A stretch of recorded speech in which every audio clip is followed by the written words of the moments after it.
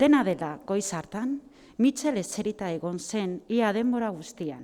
Ikastorduez gain, jolastordua ere bakean pasa zuen bere belauntziara lagun mordo bati erakusten. Errusika, lasai asko zegoen belauntziari begiratzen zioten bitartean.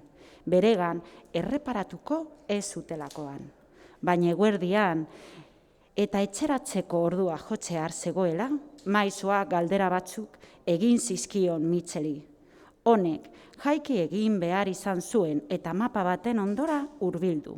Errusika saiatu zen leku estrategiko bat bilatzen. Ezkutuan egonik, zelatan egon ahal izateko modukoa. Eta besotik behera abiatu zen. Eskumurturreko jertxe puntara ailegatu arte.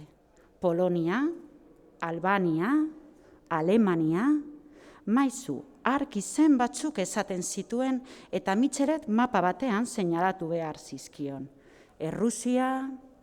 Errusikaren bihoztxoak salto bat eman zuen. Mitxelek mapa hartako zein lurralde markatzen zuen adi-adi egon zen.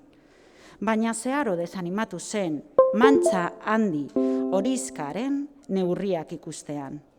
Errusiaren edadura 1000 arkakuso baino zabalagoa zen, karuzo baino handiago eta urruti, oso urruti zirudien. Errusikak orduan etzipena ezagutu zuen. Begiak itxi eta kuskurtu egin zen mutikoaren jertxe muturrean. Inoiz lortuko alzuen Errusiarako bidea hartzea, baina esperantza bera ere, arkakuzoa bezain saltaria da eta gutxien espero denean berriro hasten da dantzan. Eskolatik irten ondoren, Mitxel eta bere lagun Jean ez ziren etxeratu.